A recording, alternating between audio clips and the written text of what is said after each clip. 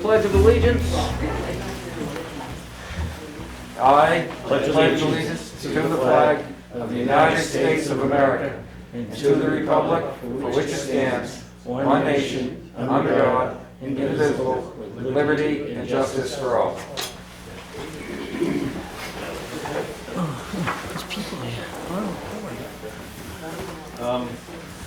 So just so everybody knows, I'll be keeping the minutes. Charity had a family emergency at the end of the day, so Bear with you. bear with me. If I say hold on, just please hold on.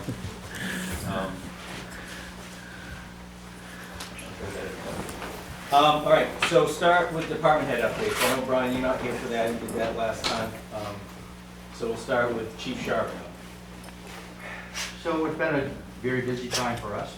We got through November without too much of a hit. We've hired one more person, Robert Sullivan, which will kind of a staffing issue with the academy right now, whether or not they're going to be able to get him in. There's over 100 people that are applied for this academy. So they're contemplating on doing 100 people. So, but they haven't got back to us yet, so hopefully he'll be in. Another person we're putting through the process right now, so hopefully mid-January we'll have that person on board if he meets all the requirements. Other than that, it's business as usual. It's extremely challenging with 4 full-time staff members keeping the whole town covered, but we're able to do it this far. Thank you. Ted. If you're not aware, we're in the middle of a pandemic. Just in case you don't watch the news, it's here. It's really not fun. I don't really have much to tell you other than it's here and it's real. But on the health fund, that's all we have. We have no tenant landlord stuff going on right now. I thought for sure as soon as the cold weather got here, after all the eviction stuff, we'd be like inundated with it. But so far it's been relatively calm. And that's really all I have. Thank you. Eli. Just been plugging along at Safe Haven after school. We'll be open for vacation next week. We had a really successful paint night for mother-daughter. It seemed to be a big hit, so we'll be doing that again. It was such a success, we actually had to turn some people away, so that was really good. Into travel basketball, setting up the schedule and practices for that. And Campground is popping, going with a lot of requests to rent and use the facility for events like a craft fair that went this Saturday, birthday parties and all that. So things are still going on, but it's been good. Other than that, Thanks, Eli. Randy. All right. Always leave me for last, don't you? The best. As far as our calls in November, we did 159 calls. That's 94 transfers, 65 911 calls. For the year, as of today, we're on track to do about 2,000 runs, which is our normal before COVID. We just took delivery of our IV pumps. We got grant for $18,000 for 10 IV pumps. So those are at the hospital. They're programming them now, so they should be in service shortly.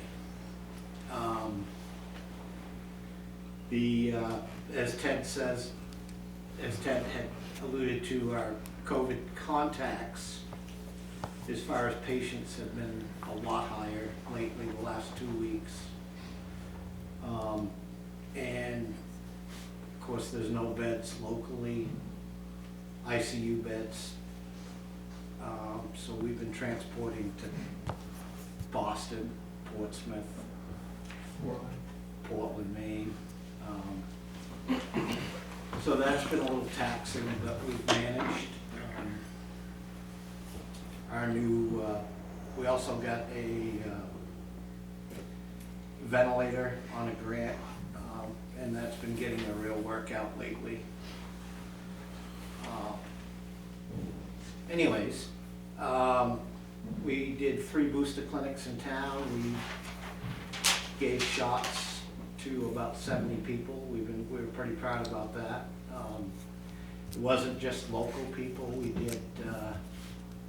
We did fire departments throughout the area and EMS people. So that went good. As far as our contracted towns, this is our last year with Granby. They'll be going to Lindenville. And we are still trying to figure out, we're trying to get info on when our last day is with them. We'll get that hammered out. But this is our last year with them. The Fire Academy in Bethlehem is putting on some free EMS classes, which is good. I think right now we've got 2 or 3 people interested and I believe signed up. So that'll be a big plus.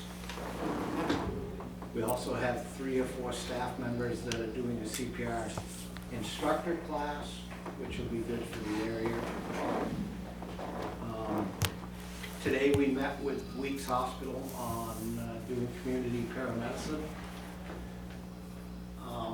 which should be a reimbursable item at some point.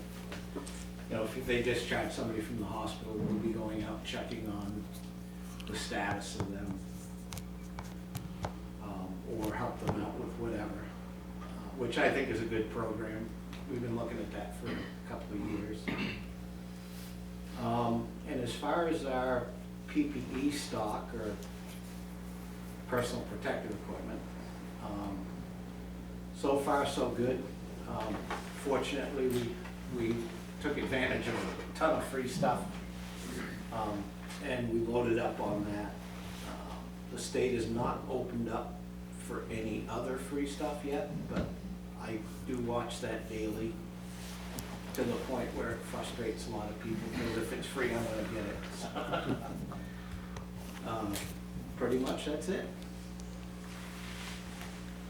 Thank you, Randy. That's the longest update of the year, and appreciate you doing it tonight. Oh, yes, you're welcome. Well, you can thank Pete for that. No, thank you, Randy. That was great. Appreciate it. Yeah, that was all the departments. All right, then we'll move on to the next. So you guys can go if you'd like. You can stay if you'd like to. Oh, no, Rachel, you're something else I was thinking. No, Rachel, I'm sorry. You moved, so you can't go. can, yeah. We have 2 appointments. One is Joe Hertl, who was the Colonel Town Spending Committee recommended individual to fill a vacancy. He's late right now. His daughter has a basketball game, so figured we could just move him down on the agenda, and when he shows up, we'll throw him in there. Now we have Peter Revere wanted to address the board about potential changes to consider for the layout of the town report. Thank you. It's, I timed it, it's like 3 minutes. I won't bore you too much. But I'm here representing the good government group, or the watchdogs, as the press would have it, or the good, better, best government group. And these are issues that we would like to see addressed as we're making the transition to a new town manager and a planning coordinator. We think good, better, best town operations should be kind of the short, mid-term, and long-term goals of the select board and all town operations. And a few items that we want to call your attention to as we approach town meeting. I'll list them and we can explore more fully if you choose, or just take them under advisement. First, and I think foremost, we'd like to see budget committee meetings open to public dialogue and questioning. And we really think that meeting of all meetings, as well as this one, should be streamed in the future. And personally, as a former budget committee member, I haven't seen that the reporting has changed much. At the time, I thought it was pretty cumbersome and loaded with needless detail, pencils, postage, versus revenues, billed revenues, actual revenues, and things that have far more impact than just general flow of the offices. Second, we'd like to see a re-examination of the tilt payments that we have in play, especially in lieu of major investments by several larger beneficiaries. Third, we'd like to see economic development lending and grants fully reported in the town report, and procedures established and a committee of experienced lenders recruited to help vet requests. And certainly not last, we'd like to see the town report revamped so it's more readable, transparent, and a full reflection of the town's operation to date and plans into the future. I know that the town report has to follow RSA required inclusions, but some are so opaque as to be meaningless. If you're not an insider, it doesn't help you to read the MS 13 or 7 or whatever whatever some of those technical items are. We offer just as one model, and there's plenty out there, and you can check with the Municipal Association for others, but the Hanover Town Report, now I know that's a $30 million budget. We're not talking apples and oranges here, we're talking apples and zebras, I guess, but nonetheless, it's comprehensive, town manager and board's report, and it covers soup to nuts, including, that's a busy business district. They included the impact of COVID on the businesses and the decline of parking meter revenue, which was close to $2 million of decline. So they go into the nitty gritty, but they're talking about things that we all experienced. They also mentioned that they were transitioning all town buildings from carbon-based fuels to heat pumps. And you say, well, what good's a heat pump if you can't get electricity? Well, they've also installed solar panels on every one of the town buildings, including the fire station, the rec center, town offices, and so on. So within a very short time, they're going to be carbon neutral. And they use grants and so on. We realize that's asking a lot, but we will continue to push for better and yes, even better practices of our government, town government. We thank you for your patience. We thank you for your endless contributions to the town operations and to making, dare I say, Lancaster the best it can be. I'd be happy to engage, or you can just take that under advisement. I would offer my help on the town report, and I'm sure there are others that would do the same, just to make it more readable and user-friendly. Even with COVID, it was disheartening to see 55 people at the last town meeting. There was plenty of space to social distance and plenty of precautions, and I just don't think people get that town report, and there's some interesting things in there, but a lot of it is just just way too much nitty-gritty that isn't explained. And I think town manager and select board's report could go a long way to explaining some of that, just in general terms. Thank you. Thanks, Peter.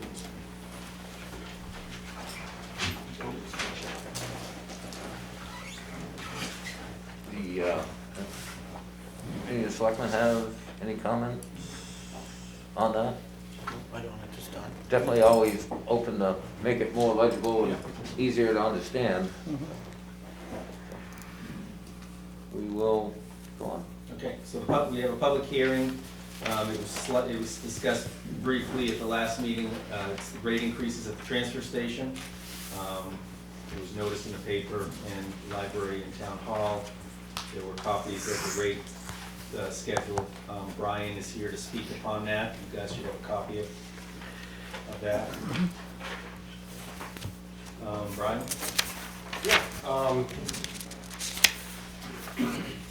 So as I'm coming on my first year here, going over the budget, getting more familiar with the budget, I have noticed a few different things. Demo has really been a concern. By my estimate, and once again, I'm still learning the budget, we're losing about between $10,000 and $15,000 this year just on demo. So I definitely think it's time to adjust that. I'm not looking for a huge amount or anything. I'm suggesting kind of going from $20 a cubic yard to $30 a cubic yard. And then a little bit on shingles and stuff like that. The other concern I have is with the ABC, which is the asphalt, brick, concrete. That we don't charge anything for, and there is a cost to that, especially looking in the pile, and there's some stuff that I've taken to the side and covered because I believe it is asbestos, which is going to cost quite a bit of money to get rid of. So I think we should charge a little bit on that. Once again, it won't be a lot. Just kind of cover the costs. I don't want to increase the town bag yet or anything like that. That's close to either breaking even or making a little bit of money, but I think we're still okay for now. It's hard to say just because the bags are a big part of that, buying the bags, and with fuel prices up right now, of course, that cost has gone up a little. For an example, the large town bags, I just placed an order, and those are up to, I think, about 30 cents per bag, what we're paying just for the bag. Besides that, there's just some other adjustments, as you could tell. Some of the things we've never really charged for that I could tell by, but it is a cost for us. Fire extinguishers, for example, costs us $5 a piece to get rid of. We don't charge anything. So at least in my opinion is we should at least charge that $5. The other thing was smoke detectors. We get charged $10 a piece to get rid of them. And I would like to see at least us charging that just to do it. We did get, before I started, there was a business in town that brought in I can't remember the exact number, 60 or 70 of them. So that cost the taxpayers $10 a piece just to get rid of those. $600. And it's no fault, the guys didn't know. That's something they never really knew about. Don't think it's something most people think about that would cost Yeah, well, there is that little bit of mercury or something. the radioactive material in it, and that's one of those things that you'd think that the company would take it back for free, and I think a couple of them do, but they kind of hide that information, and you have to go on the manufacturer's website to get that information. But besides that, is there any questions, thoughts?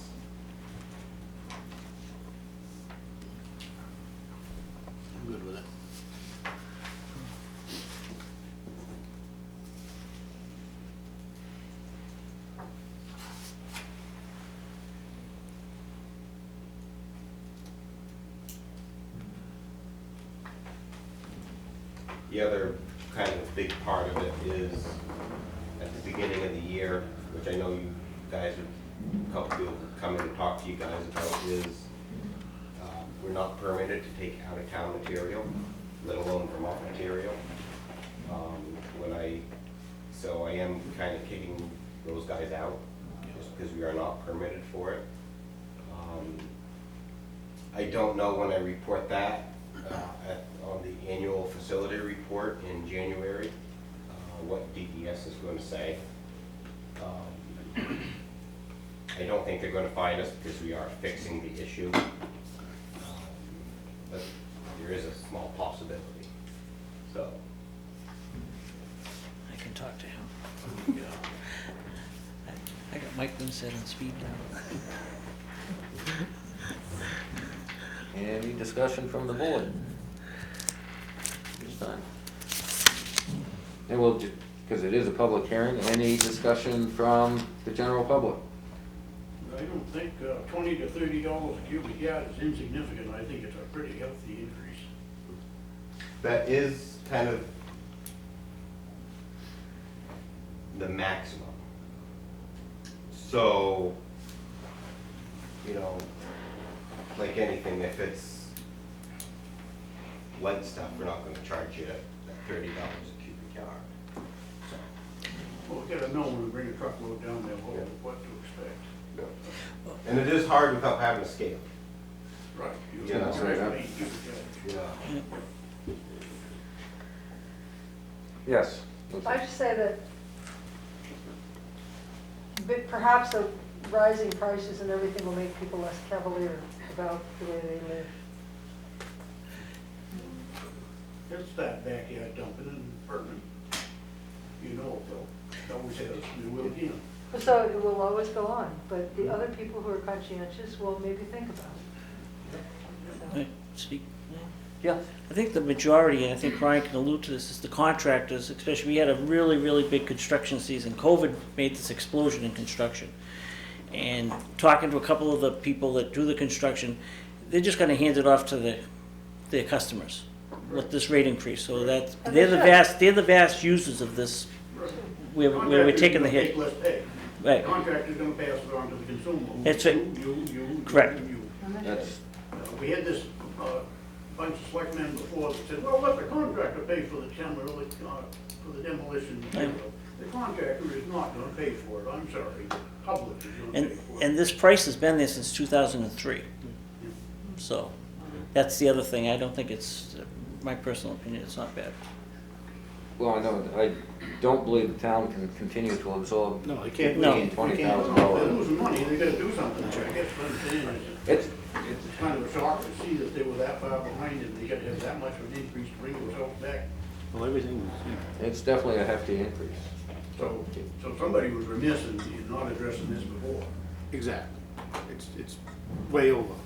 Should have been done years ago, or a little bit at a You time. know, you're talking 18 years since there's been any adjustment to it.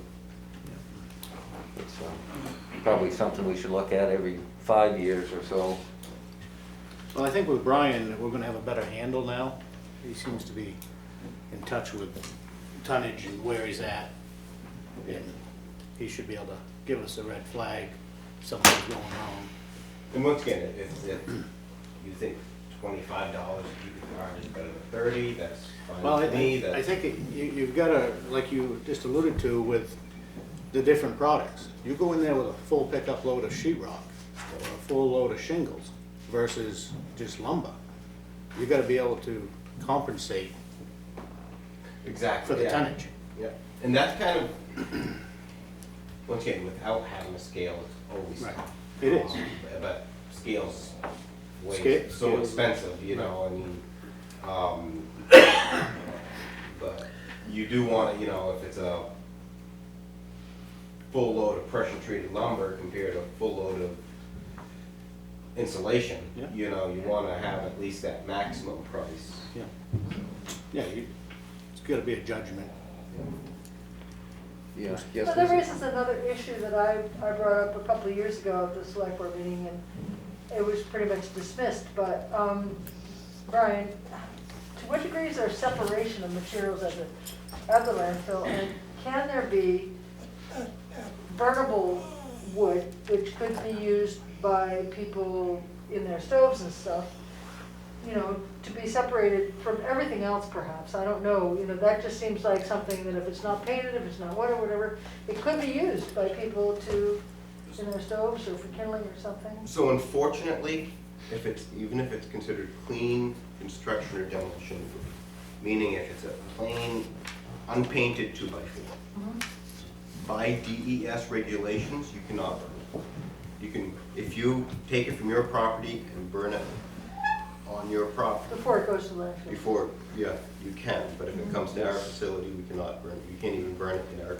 There's also an RSA that they passed, which I think they were wrong in doing, because you had like Wheelabrator that was burning all kinds of, they passed an RSA that said a contractor could not take any kind of scrap lumber from a project and sell it to Wheelabrator, because they said it belonged to the homeowner. Well, most of the homeowners don't want it. So basically, perfectly good wood that you could burn ends up in landfills because of wrong-headed politics, in my opinion. Yes. So we have a site in Epping that all the construction materials are dropped off and separated and then sent to Wheelabrator. They do burn about 900,000 ton. And it's clean, it has to, you know, because they have to meet the EPA standards with Wheelabrator, and they're about 9 times cleaner than the EPA standard there at Wheelabrator. So it's very successful. So can Lancaster send to them? Well, I don't think it's feasible to drive all the way to Epping. I thought Wheelabrator, outlawed it. No. MSW. No? It's on my committee. Wood product demolition, it's still illegal to do it. And that came from years ago back, I believe in 2009 is when that law, that bill was passed. Which is annoying. It's you can still bring in a wooden pallet, a clean wooden pallet, and we can burn it. But we can't burn a 2x4. But you could take that 2x4 and create a pallet and burn it. So Well, go for it. So I am part of the New Hampshire Solid Waste Working Group. So that's one of the things that I am going to be bringing up about trying to get that off of there so we can actually, DES even knows it's wrong, but they have to go by the rules. How about broken pallets? Can you burn them?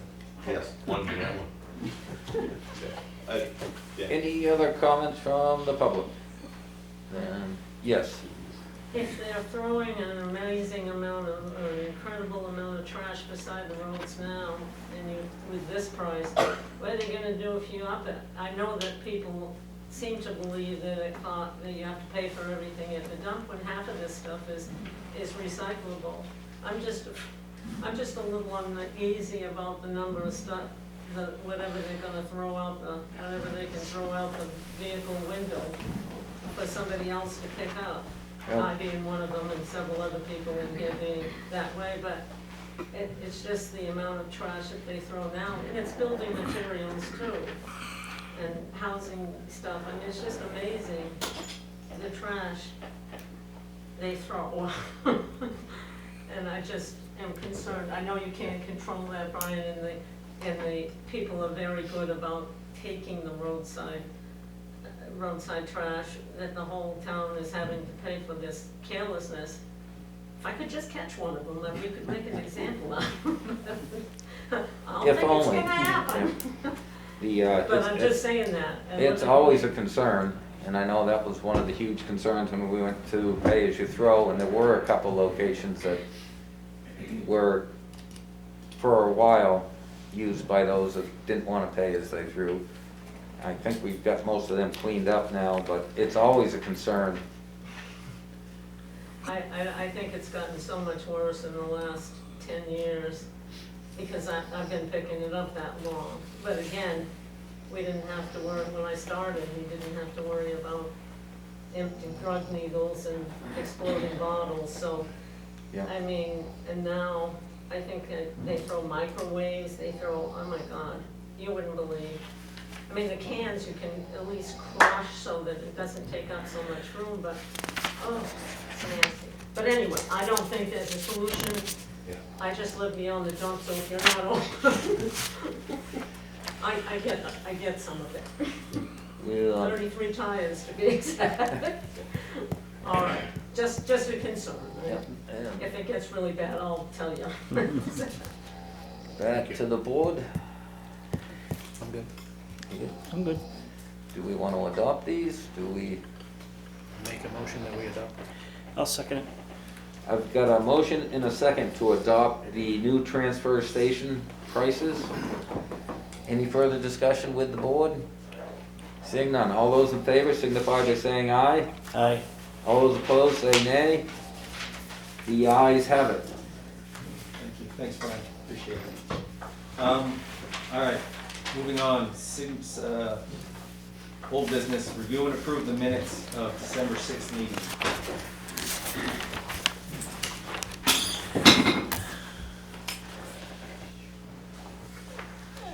I'll make a motion that we accept the minutes. I'll second. I wasn't there, so. Oh, He's out, it's I don't just get- you and me. Oh, that's right, you were here. All right, so I second it. All in favor? All, yep. Aye.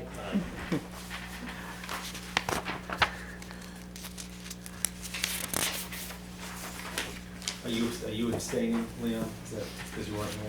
I wasn't here, so I'm staying, it's kind of hard to approve minutes when you weren't. True. I just want to make sure. Keep the paperwork though. All right, now we have some paperwork for signatures. One is for David and Carol Stickney, James and Sarah Hammond, to abate an amount of $164.90, and the reason is the sewer reading for a closing invoice was inadvertently posted as a water supplemental. The error was discovered in the next month while balancing, so they were unable to make a simple adjustment because it was from one month to the next. The abatement is needed to remove the charge and supplement on it and put it on a water charge. So you just have to sign that. It's a housekeeping thing. Yep. We still get to keep the money, we just have to post it somewhere else. Somewhere else. This is an abatement amount of $241 for 2021 property taxes for David Allen at 268 Rogers Campground. The camper was removed from the campground in 2020. That tax, the 2020 tax, was paid. The updated list that every campground owner is supposed to provide to the town was not provided, so we didn't pick up the fact that the camper was no longer there. So we basically taxed a ghost camper. So we need to reimburse them $241, $114 for the first issue and $127 for the second.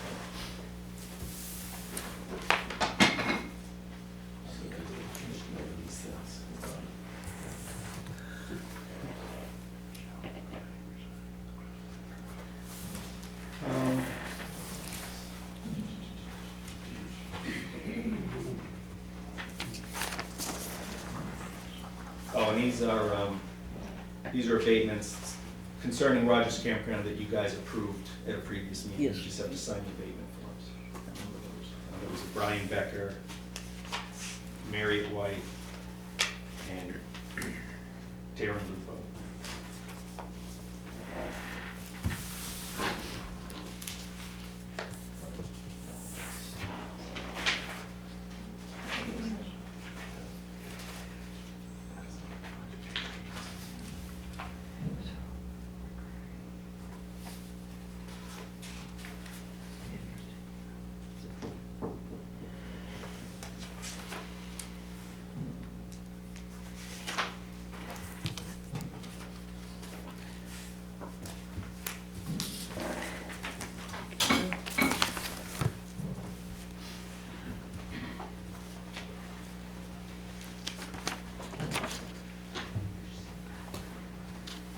Eli Joe's not here yet, is he?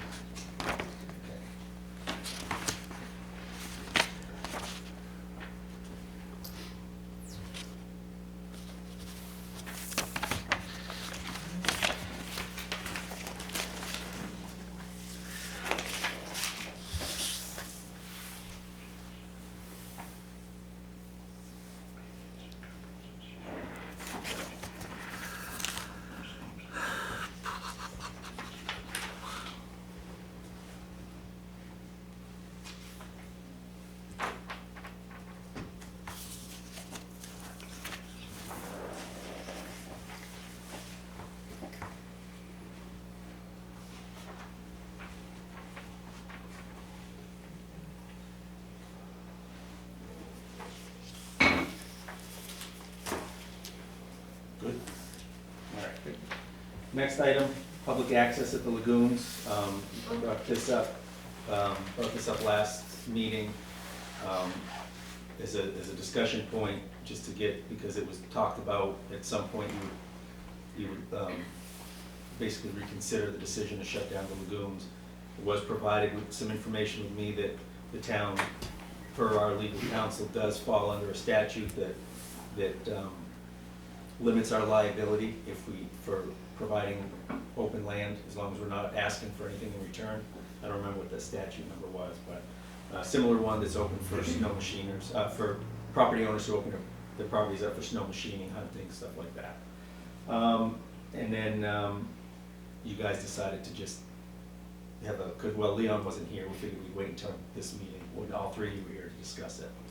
And see if you were gonna reconsider your previous vote from the summer to close the lagoons down to all but staff.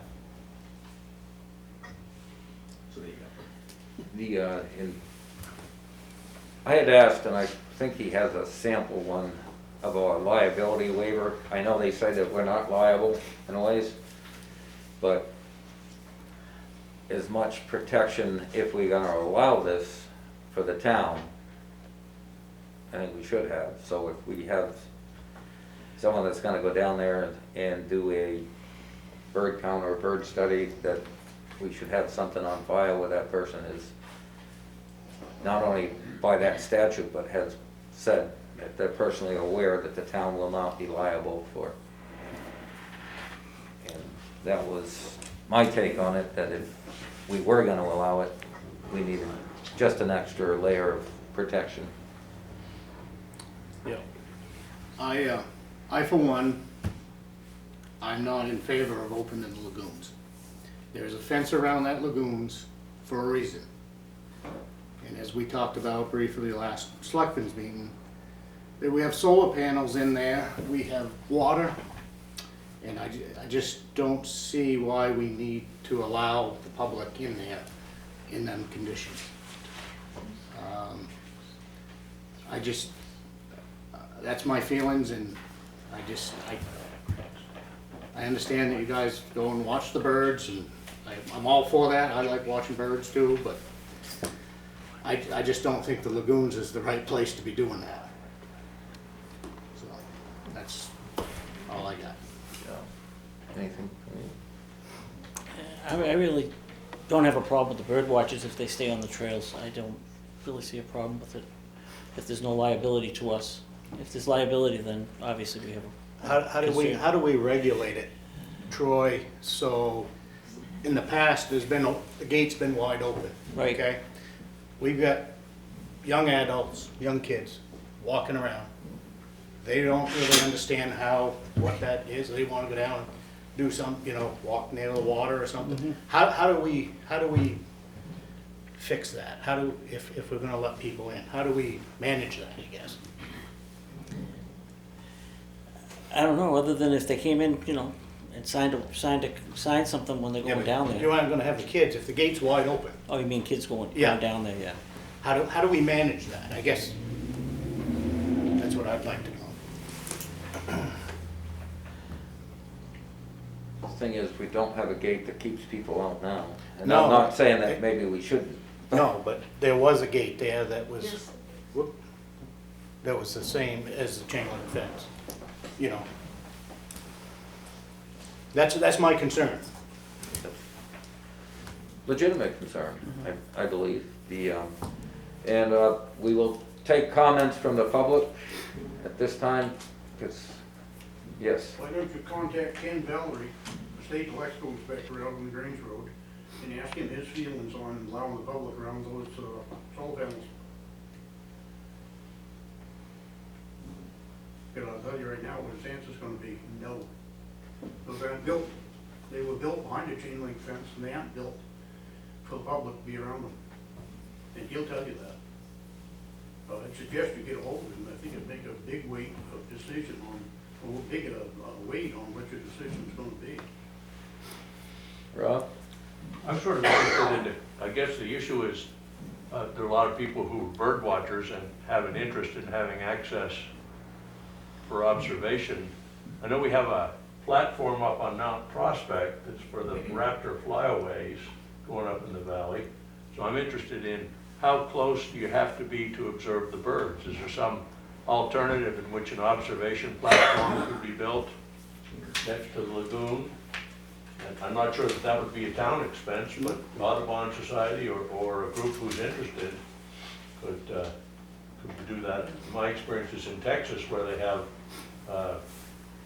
rookeries and big migratory bird landing there on High Island, and the Audubon Society and stuff have actually built bleachers with safety railings and stuff like that. They're far enough away from the birds that it doesn't interfere with the birding, the birds' lives, but it provides an opportunity for people who come from all around the world to see how the birds are going. So that's what I'm wondering, is there some way, do you have to be on the lagoon to see the bird you want?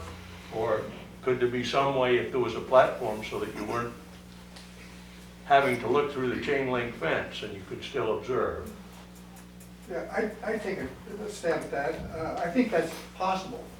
The problem now is that the lagoons are elevated so that when you walk around the edge, you really can't see. Okay. And of course, the water level is down and the lagoons are elevated, so when you walk around the edge, you can't really see primarily ducks and shorebirds that are going to be down close to the water. Yeah. That would be possible. There's, it's up to the selectmen. I mean, I enjoy going down there, and you get a lot of people down there. It's a hot spot. It's Cornell University in Ithaca, New York. It has a big website. They list hot spots, and the lagoons in Lancaster is a hot spot, and at times there are a lot of birders down there, as probably Arlene has told you, and they're going to come because they want to come and they want to see those birds. So, but I understand Shane's. So I didn't realize there's a structural problem. You can't actually see the lagoon because there's an embankment there. That's right. So maybe if there was some sort of Yeah, structure or a of berm or something, anything that would Yeah, allow people yeah. to look, maybe that's a compromise. It's possible. I just don't think anybody needs to be inside the fence, that's all. I mean, and how do you control it? How do you regulate it, I guess, Yeah. manage it? There are a lot of places in the state where they are allowed inside fences and next to lagoons. Yeah. In fact, my wife and I just came from Tucson, Arizona last month, and they have big lagoons and they're allowed in there. But I understand your concern.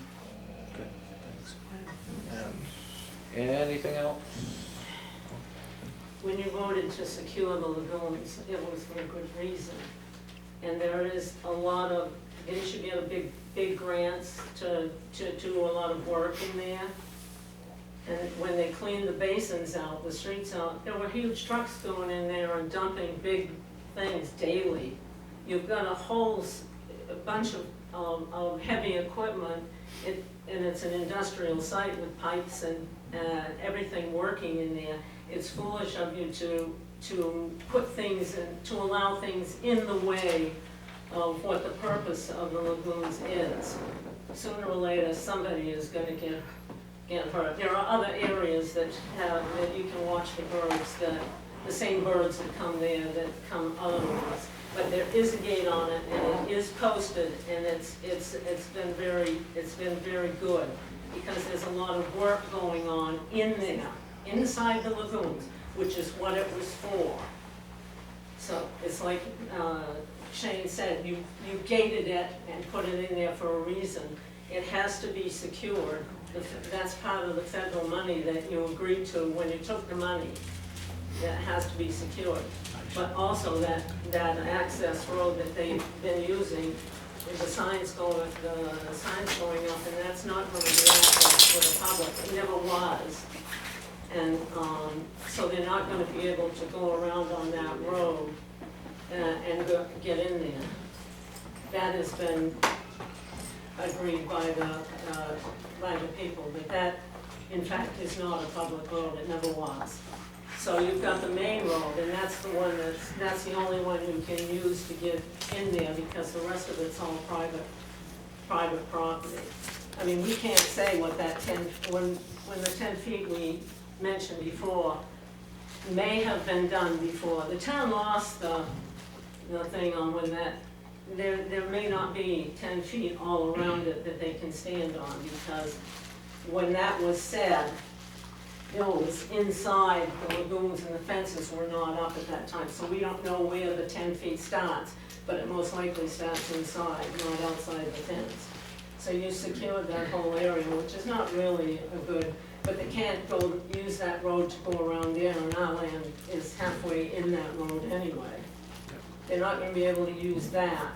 So, I don't know how they're gonna get in there, anyway, and it is gated, and it is locked, and it is, the signs are on it, like they are on most lagoons, because the risk with heavy equipment coming in all the time, big machinery, you're gonna be doing projects, and, I mean, that was pretty hard to take that when you cleaned out all those, sewer lines of the stuff that was in there, because it smelled to high heaven, not for long, but it did, and they had to take those great big trucks that they used on the streets down in there, and they do it annually. But, and the guys have been doing a lot of projects in there because it changed over. It just makes no sense to let the people from all over the country go in there. And if you let one, you've gotta let them all. And that's not something that makes any sense at all for any town. And there's no regulating it. I mean, Yes. Yeah, there really are two issues, and Arlene brings up the other issue. One issue was, you know, where could we go, or are we allowed to be inside the fence? Would birds be allowed to be inside the fence? Second issue is, where can they be?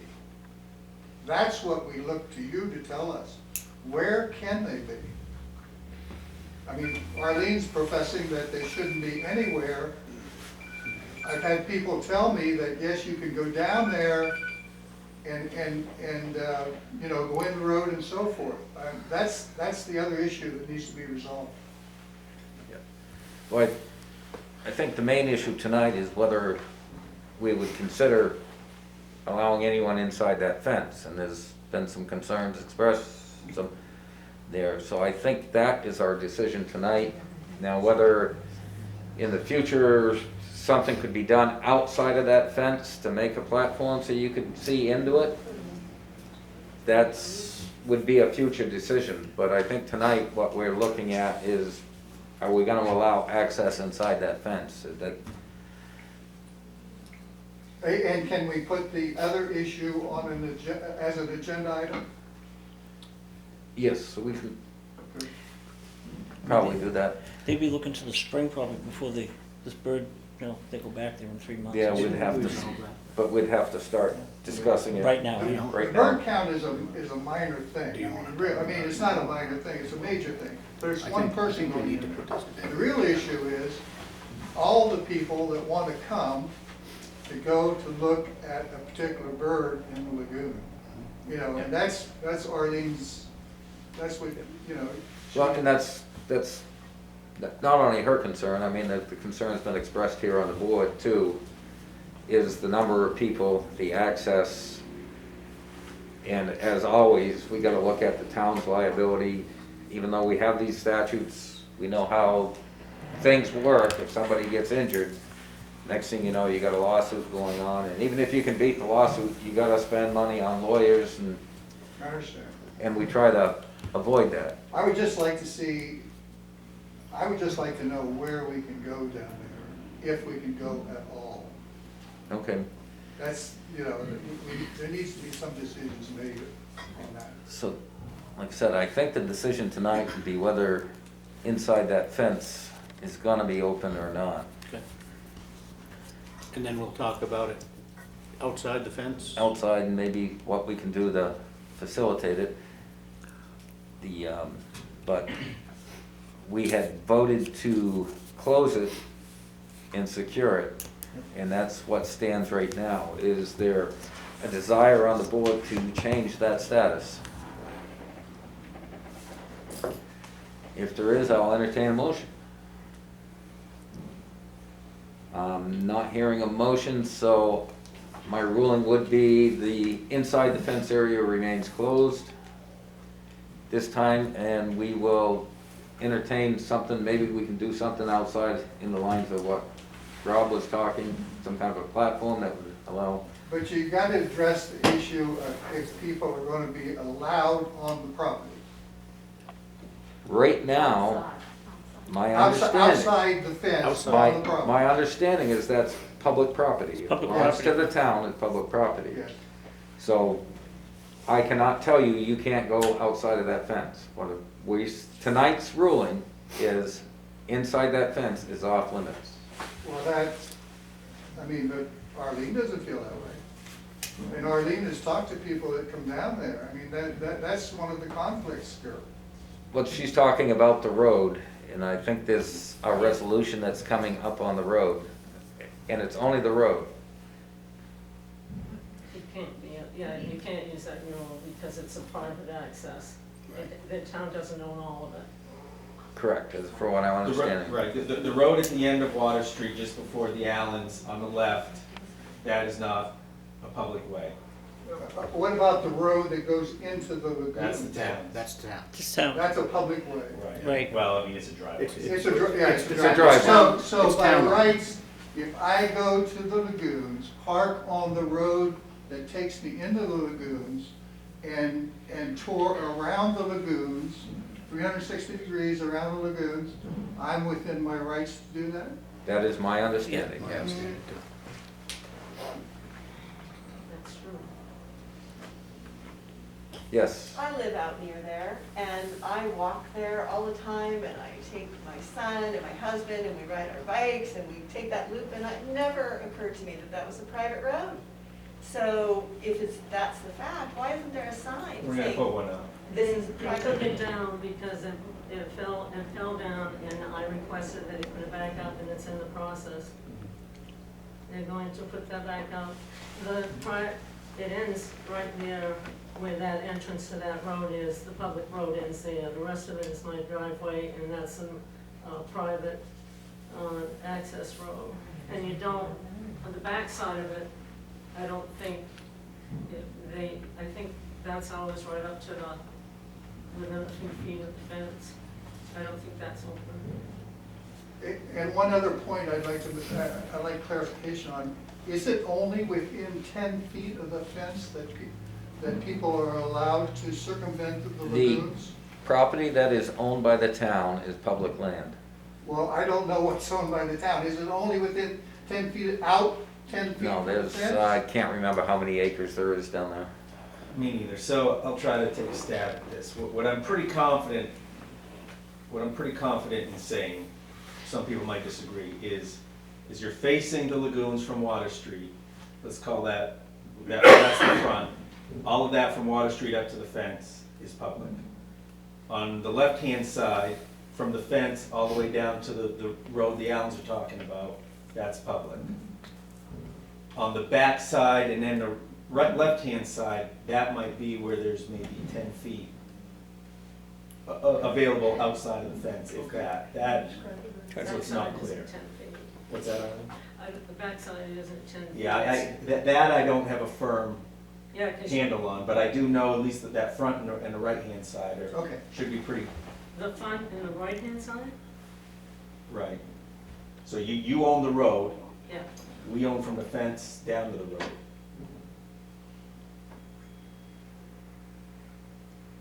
I'm not sure about that. I'd have to, I wish we hadn't lost them. I But wish they I, have the option on it. what? They have the option to use it for the The- treatment plant. Yes, they have the option to use it for the treatment plant only. Yeah, the option There's a is to certain use it number for of the acreage, attached and I plant. believe half the road is on your land. The other half is town land. It but- doesn't own, they have them access, it's an access. I'm not sure I'd have to look at the maps that you got, I'd have to look at the,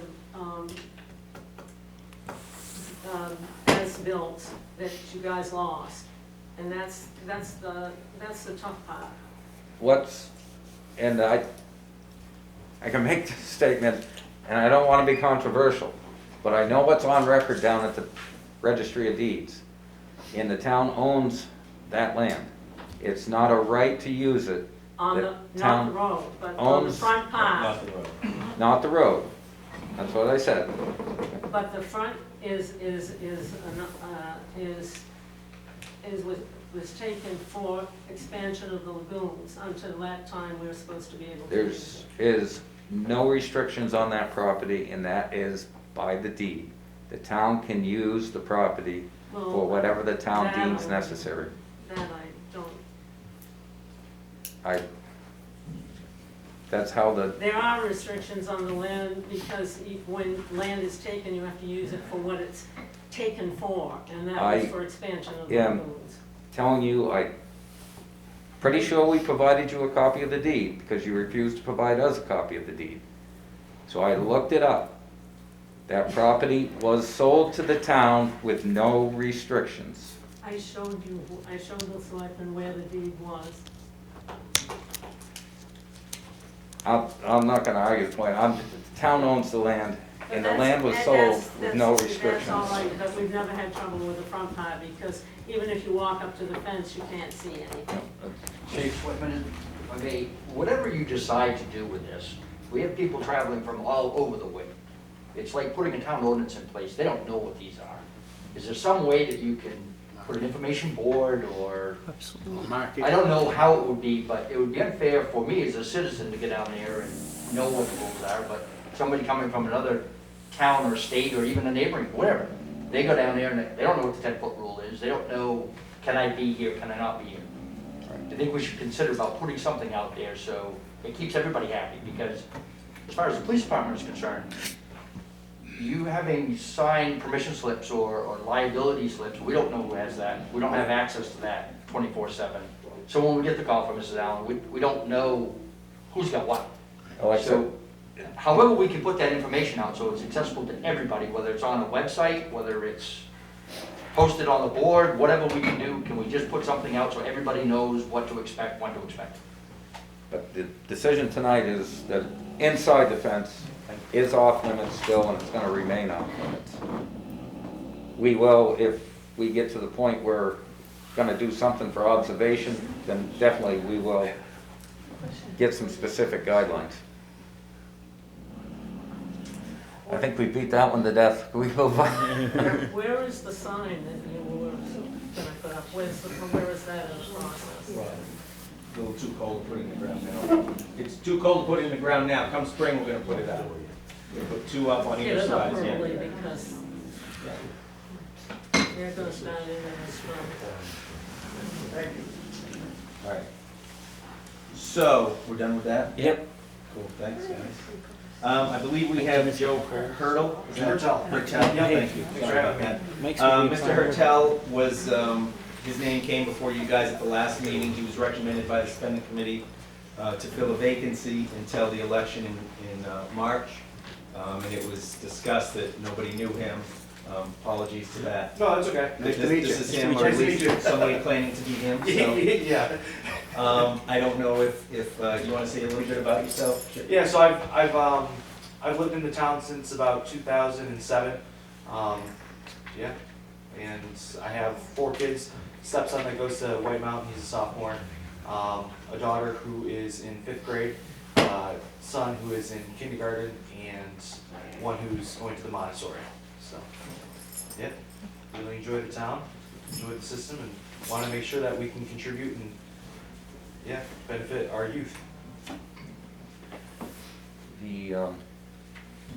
I'm gonna stay consistent, which I have been for years, that at this point in the year, with March just coming up, highly encourage you to run for the position.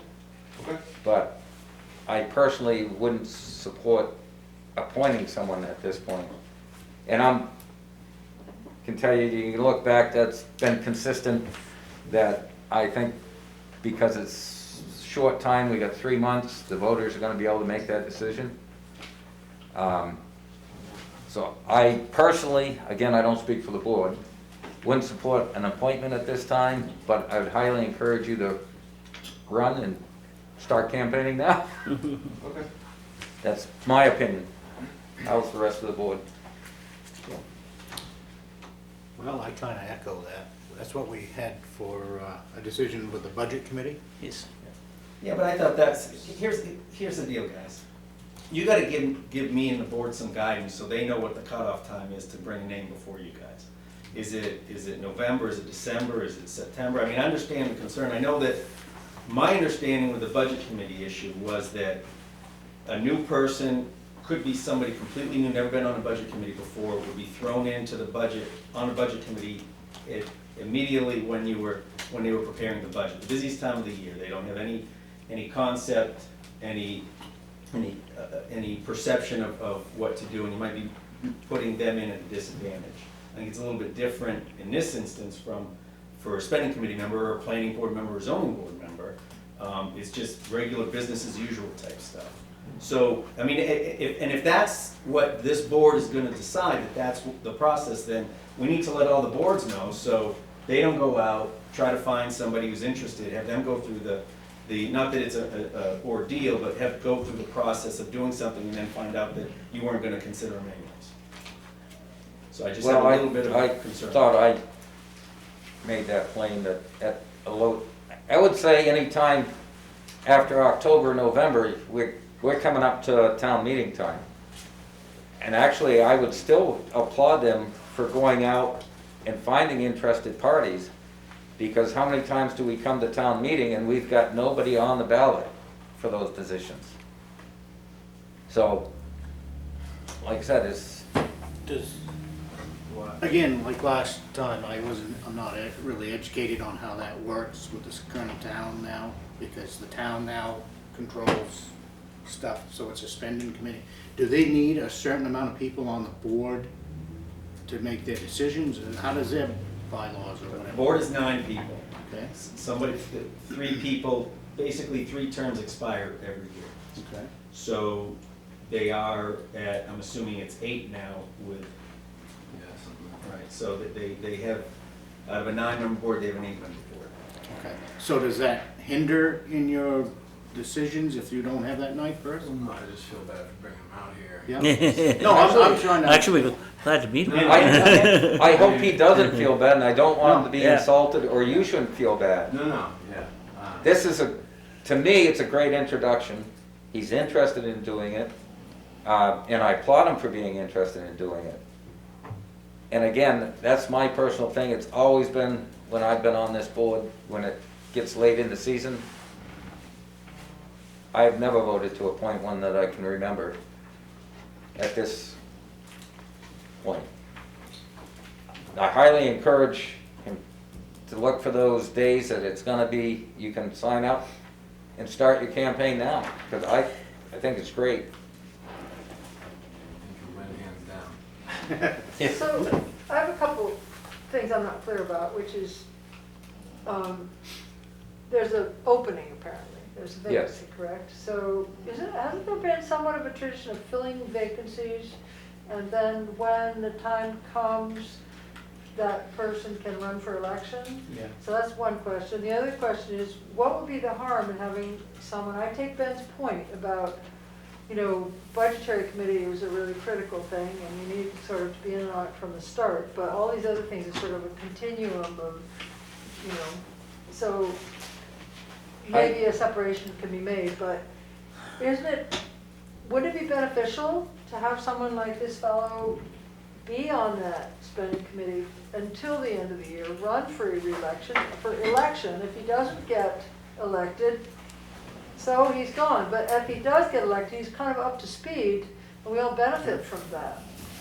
I look at it at this late in the thing, is it appears, whether it's true or not, it appears the selectmen, by appointing at this time, is putting their thumb on the scales for someone that wants to run. Correct. That's my opinion, it's been my personal opinion. Again, I'm very happy to see that he's willing to step up and do it. And I applaud him for doing that, and I'm not trying to make you uncomfortable or embarrass you. It's my personal opinion. That's the way it is, and I would highly encourage him to start campaigning now. The other thing to look at, can the board get a quorum? Now, if you had a board that only had 3 members and 2 of them got done, then you would have to appoint because you need to have members to make a quorum. So those are different considerations that you go through. So, yeah, your name was brought up last month, and none of us really knew you, so I'm glad you came here tonight, so I don't think it was a waste, because we all looked at each other, we didn't recognize the name. It's the start of the campaign. Second of all, to Leon's point, camera, Joe. to Leon's point, when you have watchdogs, or whatever they call themselves, it comes across that when people come in late in the year and the selectmen appoint them, that we're trying to control the boards. And we don't want to put that out, and that's what Leon's, I'm just echoing what Leon's saying. So it does, so that they, you know, hey, we got control of this board, that board, they're gonna, you know, Shane could have put you up to it and he's gonna control you, you know, I'm just, but that's the point to why that's being done. That's why we have elections. And I don't feel that that's the case at all. Now, a question for 2 out of 3 of you. If Shane quits right now, will you 2 appoint somebody else till the next end of the year? I would not. We have a quorum with 2. You do, but it's pretty limited. When one of them gets sick, has COVID, and doesn't show up, Yep. then they would have 1, and you wouldn't have a quorum, and you couldn't do any business. Yep. So, I ask the question again, would you appoint until the voting time? At this point, I'm talking personally, I would not. No. On the spending committee, now, the man doesn't have to vote and be boisterous if you appoint him, but he would be there watching the process and learning for next year. But now he'll go into a cold for next year. But not necessarily, because anyone that's interested Can in show any up to board, meetings. these meetings are open to the public. I know it was said that they're not open to the public, but they are open to the public. They might not get to make Yeah. statements in public, but they can come in and observe. And again, Mr. Hertl, I would encourage you to go to the spending committee meetings. Find out how they operate. But your zoning board and your planning board have alternates, and one of the reasons for alternates is so they can get in there and get their feet wet. They participate in the discussion, but they have no vote. Yeah, I just look at elected positions You've different. been there, and I've been there. Yeah. It's good training, an alternate is good training on planning and zoning.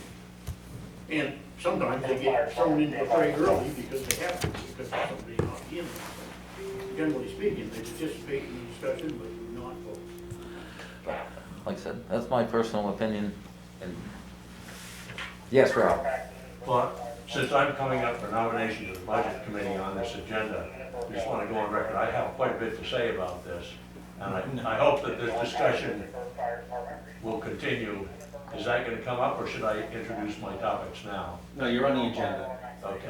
We'll bring it up when the time comes. Thank you. Yeah. Yes, ma'am. I would just like to say that if this is some kind of a policy, you know, because you've always done it that way, that it probably would be helpful to make that clear. And, you know, what the timing is, and if there's a vacancy, you know, beyond a certain date, like Ben was asking you, to be clear about that. I think that would be helpful, because if your goal is to discourage people from coming forward and wanting to get involved and participate, especially younger people in the town, you know, that lack of clarity is going to do exactly that. But if your goal is to encourage people to become involved and engaged, having clarity around what the practices and policies are would be really helpful.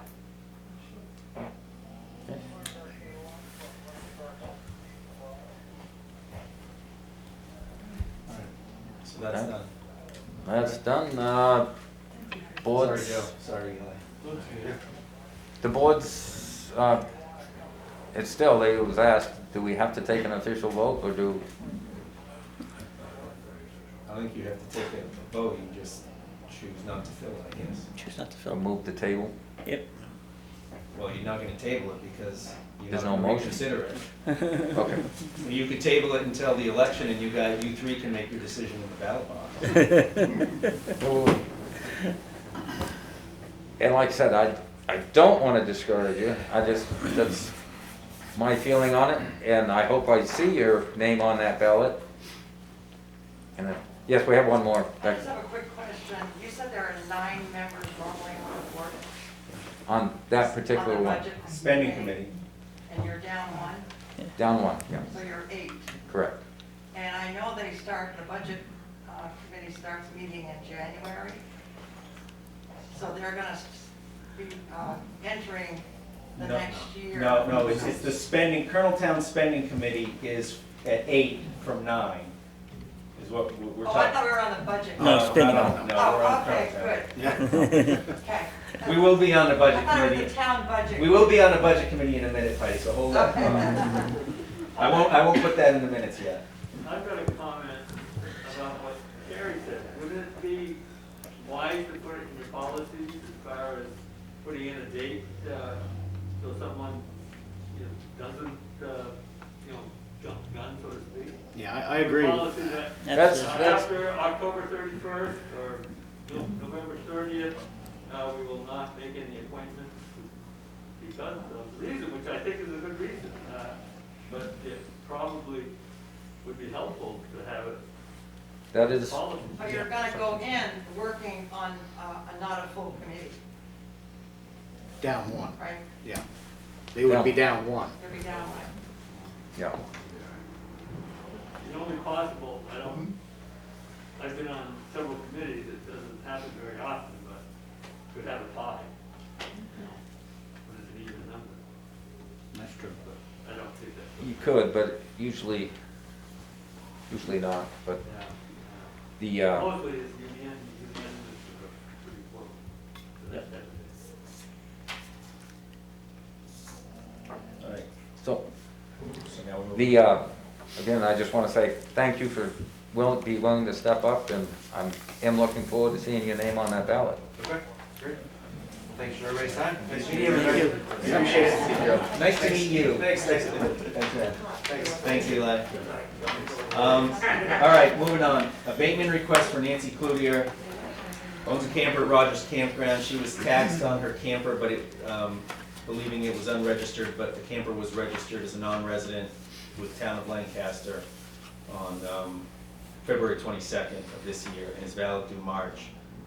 So they're not taxed if they're registered with the town, and that was something that was missed in the pickup. So the request would be to abate taxes of $480 due to the fact that it shouldn't have been taxed to the Do we formal?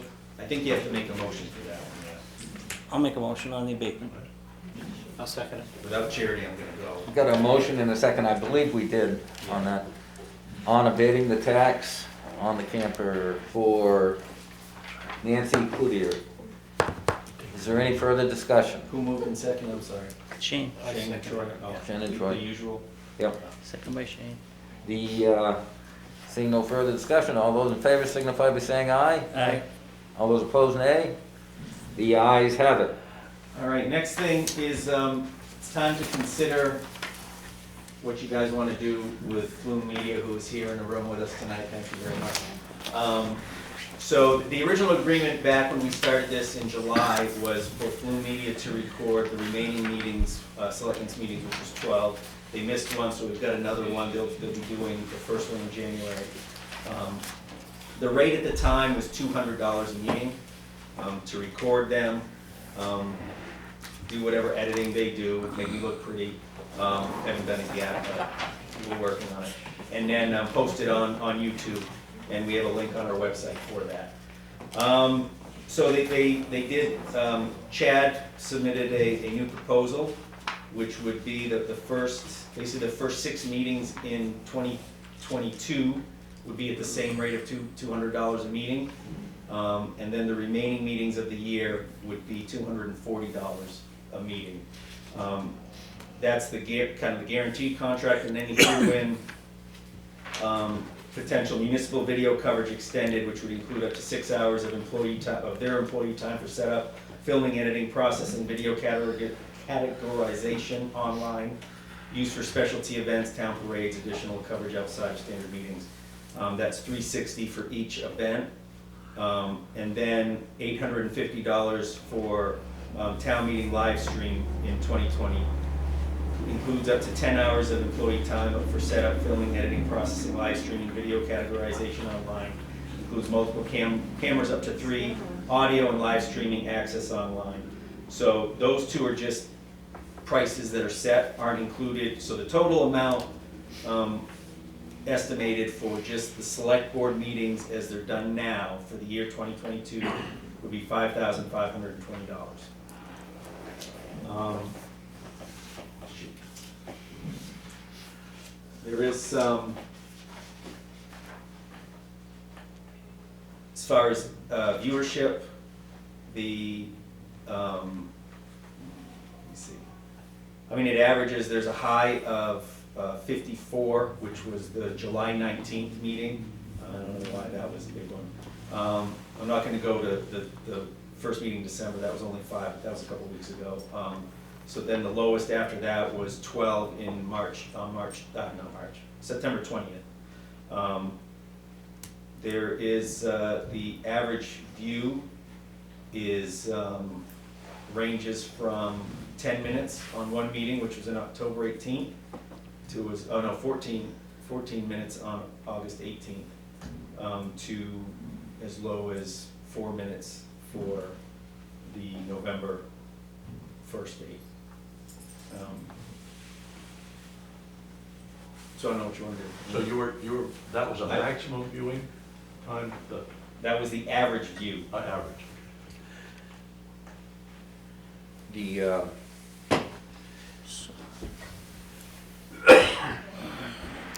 My question, so I like having it here, I'd like more viewage, obviously, more the better. I can be more entertaining. Is this something that we can bring to town meeting again? Because we did have a couple votes at town meeting, and we definitely thought it was worthwhile to give a try, given the pandemic and what was going on, to do this.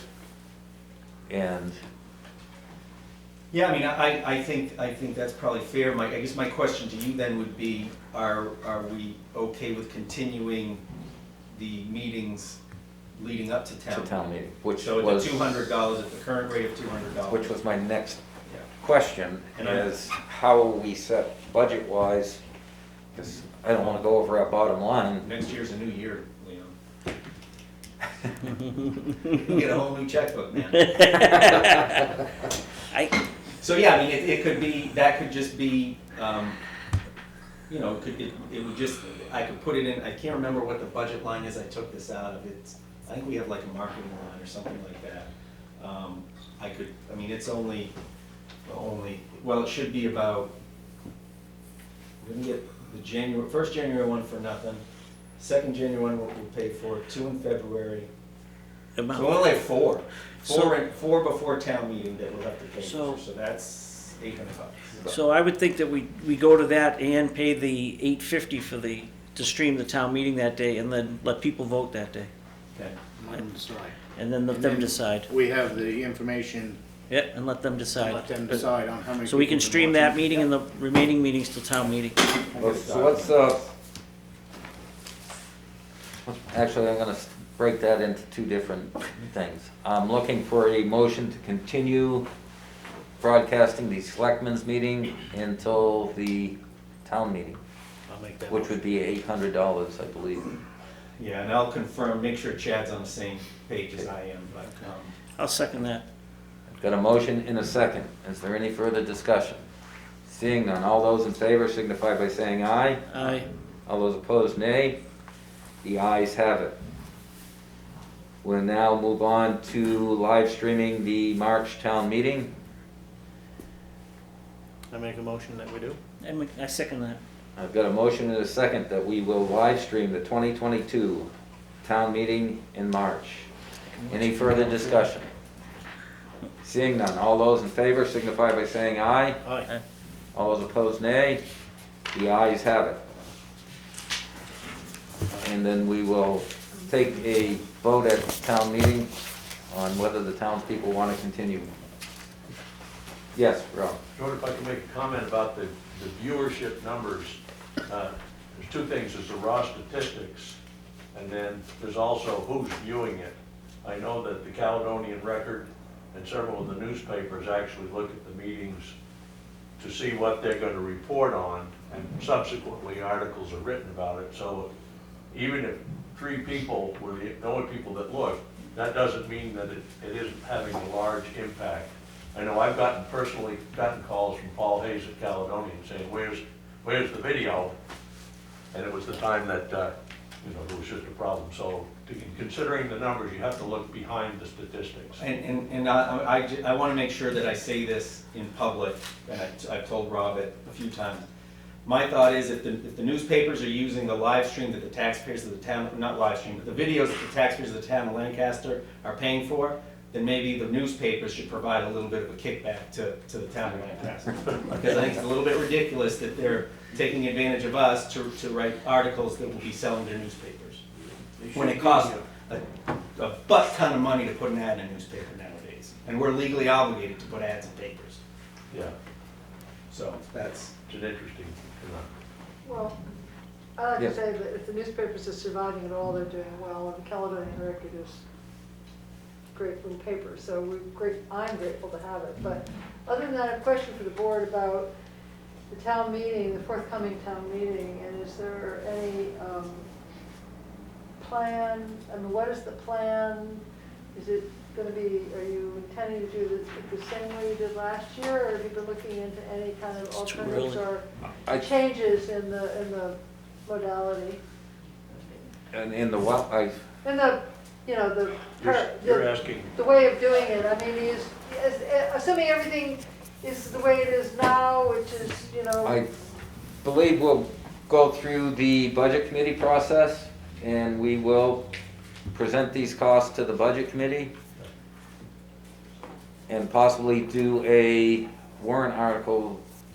she's asking about what are we doing for town meeting? Are we gonna hold it at the school? Are we gonna do it here? What's the process? For the, I think you're asking Right. about SB2. I think Yeah. that we have not made that decision yet. Obviously, considering the pandemic is not abating, we might have to consider again going to the school.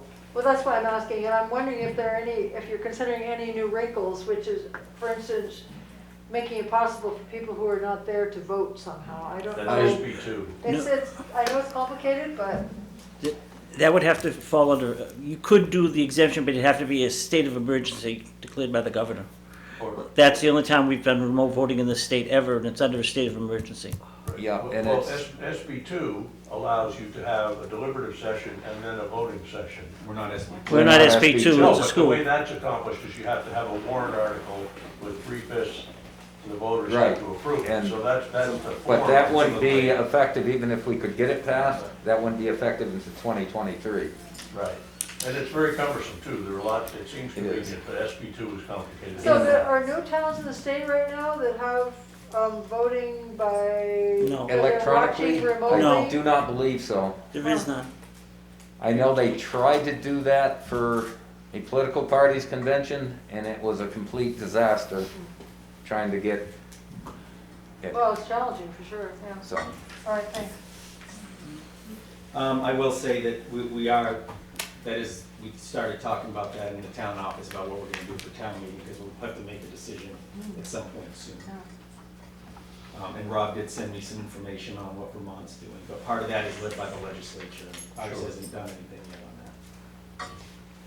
on that. Never do remote voting. So, next thing is encumbrances. And Rob, I'm not making you hang on purpose, it's just. I understand, I see where I am on the list.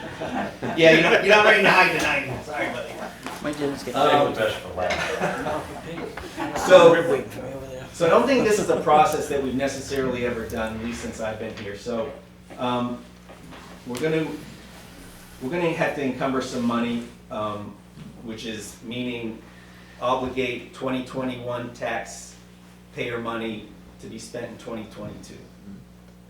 Most of the reason for that is, you know, supply chain stuff, getting contractors available to do work for the town. So stuff that we were going to do and complete in 2021 with that 2021 money, we're gonna have to carry over in 2022. And the process for encumbering money, from what I've been told by our auditors, is I have the right to encumber money. I don't need a vote from anybody. I can do it on my own. So in essence, I'm doing it. And I'm bringing, but I think it's fair to bring it to you guys in a public meeting so you're aware of it. And I wasn't bringing that up as some, you know, fist pumping, chest beating No, statement. that's Just generally been, so you guys know you're not here to vote on it, you're just here to be made aware of it. that's generally been the process, that if there was something that couldn't be done by the end of the year. Right, and we were all there ready. needs to be is either like a signed contract or a purchase order for that vendor. It has to be obligated, it just can't be, well, I know I want to spend that next year, so I'm just gonna carry it over. That's not how it works. So the first one, and Rachel is here to make a statement on it if she would like. The Conservation Commission obviously didn't spend an awful lot of their budget. So they have about $4,500 available. They voted to engage the services of Elise Lawson, who completed our natural resource inventory, did a great job under Rob's leadership, a wonderful document, to do some wetland study around the Page Hill and Fairgrounds wetlands complex area. I think for a large goal of that would be to prepare us for a good application to the ARM fund through DES. So that's, and I don't know, Rachel, if you want to add anything else to that. I don't have a lot to add. I would say that the projects we're looking at for the ARM fund, actually the ARM fund requires more specific wetlands delineation and stream delineation. So, you know, we were glad we had the potential for money to do that. So that's what it would leverage, hopefully $75,000 to $100,000. Thanks, Rachel. Next one is highway. We've talked about this before. The whole fiasco with buying the 1.5 ton truck. We're still waiting on everything. So we need to encumber the warrant article, total warrant article, which was $115,000, as well as another $10,000 from the highway budget, because when we had to have the truck rebid, it went from a 2021 to a 2022, and everything is jacked up heavy in prices. So the amount that we have to obligate to buy from the chosen vendor is about $10,000 more than what it is, what was put in the warrant article. So there's that. The next ones are for water and sewer. Let's see. So the water department, for the water department, water end of water and sewer, wants to encumber $5,000 to basically pay for by backstocked supplies that they ordered months ago that they're still waiting on. So I've got a purchase order for that.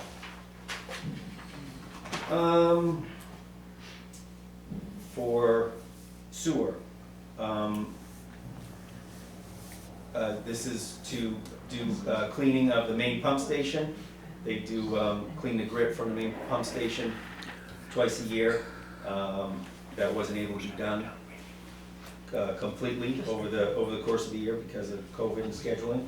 So they want to encumber, make sure I get this right, $10,800 from sewer line maintenance for that, to grit, two trips for grit removal from the main pump station.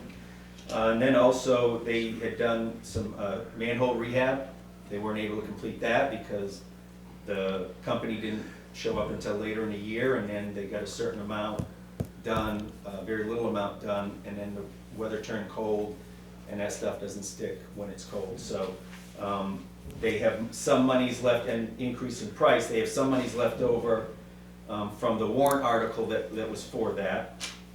And that's gonna be $19,167.50, and then another from the sewer line maintenance for another $27,500 to do, to rehab a bunch more sewer lines that they weren't able to get to this year. How's that, right? 19. Bear with me, guys, for a minute.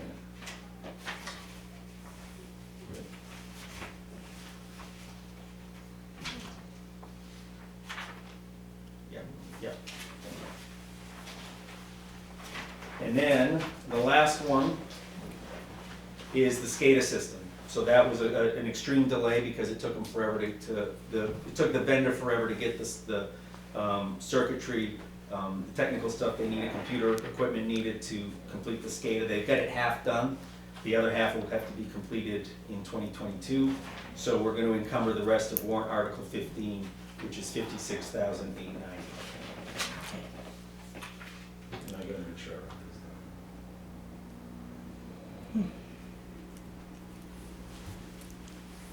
Any questions?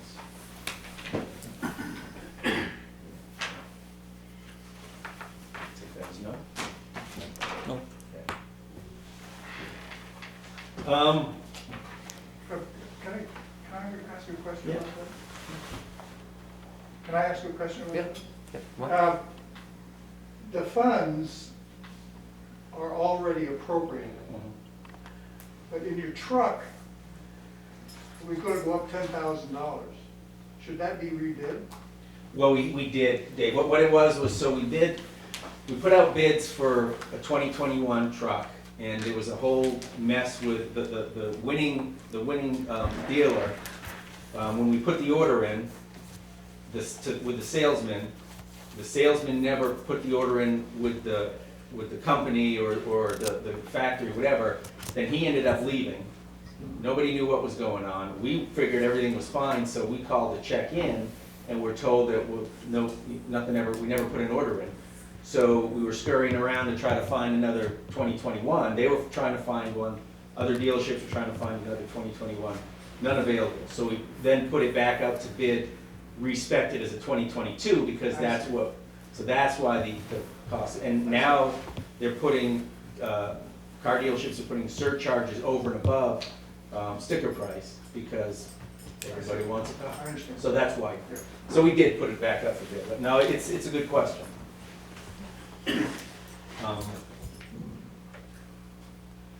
So in your packets, another board, Michelle McVetti, who's on the Trustees of Trust Fund, she resigned from that board because she moved to Vermont.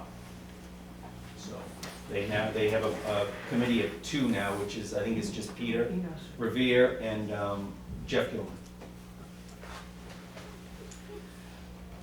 And then, the moment we've all been waiting for, Rob in your packet as well, he issued a letter of interest for the vacancy on the budget committee. I think we know the answer to that, but I don't know. Again, I'm gonna be consistent. I think we know what your position is on Yeah. that. If I may, I'd like to speak to my position. Sure. First of all, not to be disrespectful, but you keep referring to your personal opinion, which is not your select board opinion, but you repeated it time and time again, so it gets a little disingenuous to my Well, ears. But I gotta leave say, as it that is disrespectful, Rob, and I'm gonna tell you. Okay. Because when I'm sitting here speaking as a selectman on this board, that's my personal opinion. When this board makes a decision, then that's the Board of Selectmen. Thank you for clarifying that. So what you're saying, as chairman, you were not speaking for the board, you were speaking as your individual selectman. Correct. I apologize, I interpreted it differently and inappropriately. So, as has been discussed, there's a vacancy on the budget committee. It's late in the year, and there's been some discussion about not wanting to fill it because we don't want to have the appearance of endorsing a candidate. I guess that's the argument that I've been hearing. There is precedent for appointing someone to the budget committee. Dana Southworth has been serving as an appointed member, so if He's there's not a anymore. well, I don't know, last year he was, so what I'm saying is there's precedent for appointing someone. I don't know when Dana was appointed or whatever, but as Ms. Bordenave said, it would be interesting if there was a policy for this sort of thing, and if there's a case law policy as to an appointment has been made. There's also been a discussion about the problem with somebody dropping in all of a sudden cold on an uninformed basis. But I would just like to state that I've been attending the budget committee meetings for 1.5 years now. I've been in every one, I reviewed the material before, and I'm not saying that I have any special knowledge, but I'm saying I'm not being dropped in cold. And my reason for coming at this late date is this is a time when the budget committee has a lot of important work to do. And so I'm not trying to direct the budget committee. I expect as a new guy I'd have to listen a lot, but it would help me if I was appointed to get up to speed and be more effective. That's my point of view on getting someone in the position. And budget's important, budget's complicated, and I have some financial education and financial background which I'd like to bring to the town. So those are my arguments for a late 11th hour appointment.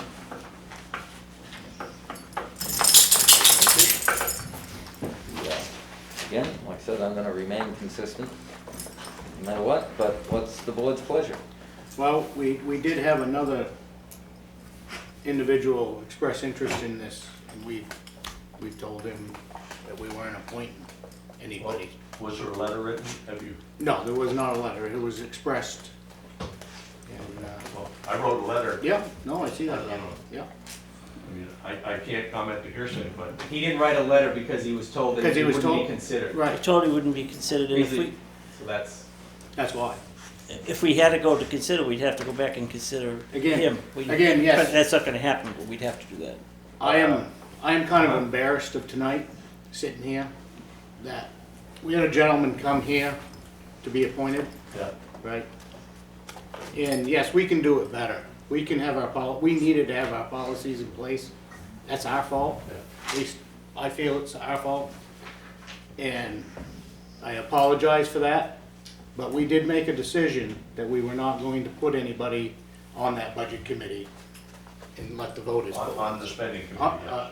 No, the budget committee. On the budget committee. Budget committee, a meeting ago, 2 meetings ago. Actually, 2 meetings ago. it was tabled a meeting ago. No, that was the The spending committee. spending committee person, Yes. yes. The budget committee, this happened, what, 2 meetings ago. at least 2 meetings ago, was 2 it? meetings ago, yeah. Yeah. Because Leon was here, because he wasn't in the Yeah. last one. And we said Nobody no. had expressed an interest. There Yes. was one, Yes, there was. yeah. Well, nobody, if you write a letter, you've expressed your interest. Yeah. That's my understanding. If you haven't written a letter, it's just talk. That's my personal opinion. Yeah, no, that's fine, but Alan, you want to? Yeah, I'd like you guys to explain what the difference would be. You worry about endorsing somebody and earmarking them as your favorites or whatever. What's the difference between June and November?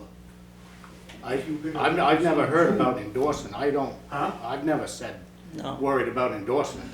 You said it gives a tainted thing that you're endorsing the man That- for. That wasn't, I didn't come out of my That was mouth. my opinion, that, and I've actually heard people say, when there've been late appointments, that the Board of Selectmen is putting their thumb on the scales to get their favored candidates Well, it in a could be. position. You're lucky to have a candidate that's volunteering. It's- Huh? Let's be honest.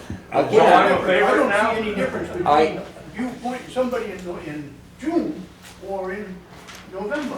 You're still putting your thumb on the scale, because an incumbent has a lot better chance of getting the office, even if he was appointed last minute, last hour, than anybody running raw. Aren't you putting your thumb on your scale when you don't allow them to run as well? No, I think that allows anyone that is considering to run for that office to run for it. Where if you put somebody in a position that, again, people view that as putting your thumb on the scale, and now they gotta run against an incumbent versus an open position. And it's just, that's always been my personal opinion. But give me the analogy of June versus November. What's the difference? What's the difference? Well, on a large Budget. committee, on a large committee like that, Yeah. in June, I'd probably be hard pressed to appoint somebody. I'm looking at, do we have a budget committee that can operate with 8 members versus 9? Or a spending committee, 8 versus 9? Oh, no doubt it can be done, but then the remark was made that you wouldn't replace the select man. And like I said, so you get 2 of you sitting there, and one goes out with COVID, which you did, that wasn't your fault. That man couldn't do anything. And then what do we do? He couldn't even appoint somebody to help him. I do just want, I mean, not that it necessarily is gonna sway anybody's decision, but I just, for this process we're talking about right now with considering Rob, usually the process is that the interested party's name goes to the board that has the vacancy, and that board has the opportunity to ask them questions and offer recommendations to you. That's typically how it goes. That's what happened with the spending committee. That's what I have my hand up, that usually there's a recommendation coming from that particular board, saying that we have a candidate interested, here's the person, instead of, that part of the process right there. So if I may clarify, then the vacancy will continue until the election. Yes, it will. So there's still an opportunity for me to talk to the board at their next meeting, the budget committee, and ask them, approach them. So you're telling me I'm ahead of myself in the process, I should have gone to the budget committee first. Is that correct? No, we're saying it's too late in the process. It's a Why combination. is it too late? The vacancy will continue until March. Correct, and I highly encourage you to run for the position. It's only a few meetings Oh, yes, away. that we will do. But again, this is all about running an endorsement. My interest is mostly, and there's a lot of work to be done, and I want to help. I'm not trying to run anything, I'm trying to help out and do some of the work because I have some abilities in that area. So that's where my position is. Don't mean to fight you, just want to help. That's the board's wishes. Stay the course. Decision has been made to stay the course. Stay the course. And again, I encourage you to come to those budget committee meetings, and there's usually some back and forth time for the public, Actually, there's none at the budget committees. so. No, the public is not allowed to speak. No. I've been there for a year and a half, and the only time you can speak is at the public hearing, which is one of the objections that the Good Government Group has about the budget process. There is no input from the public. The chairman has not been allowing it. You can look at the minutes. Well, I do. Yeah. Well, real quick to that, Rob. Yeah.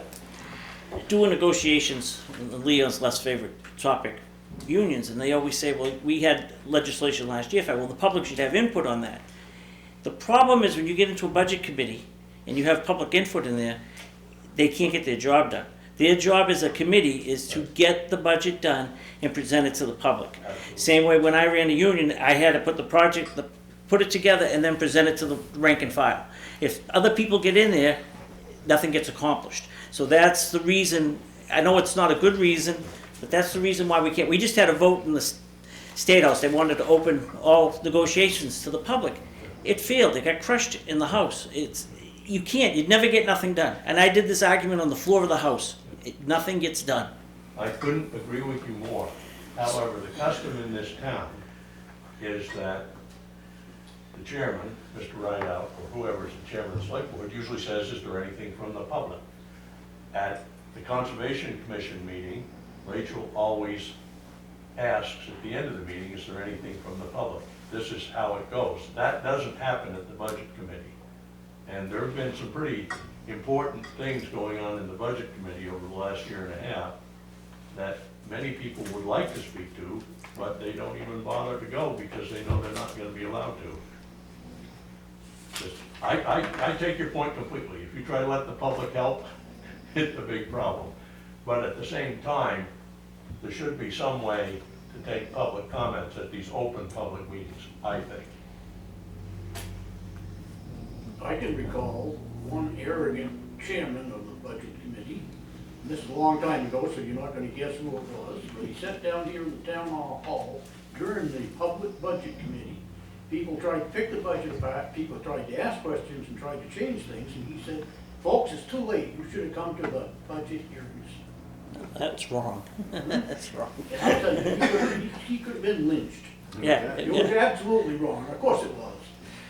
You know, I've been around this whole government bullshit a long time, and I've seen a lot of stuff that I shouldn't have seen.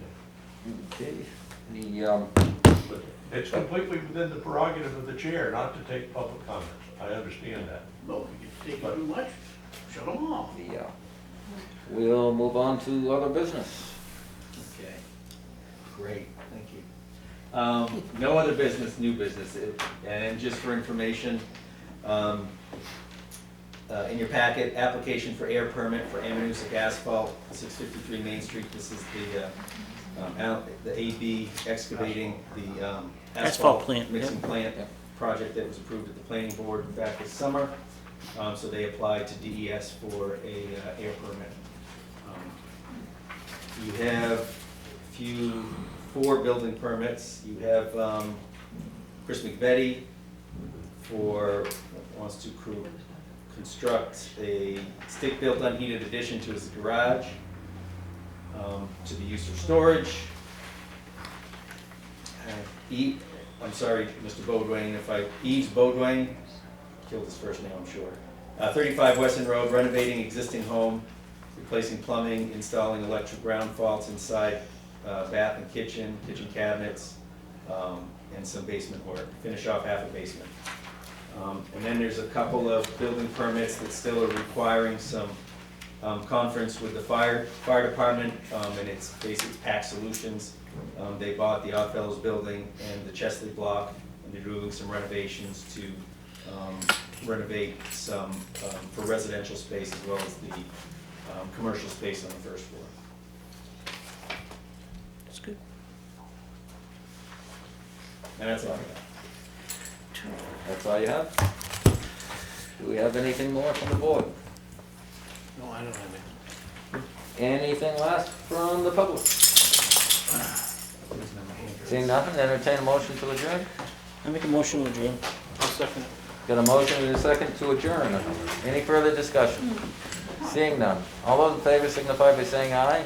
Aye. All those opposed, nay. The ayes have it. I want to hit Gary, or you want to.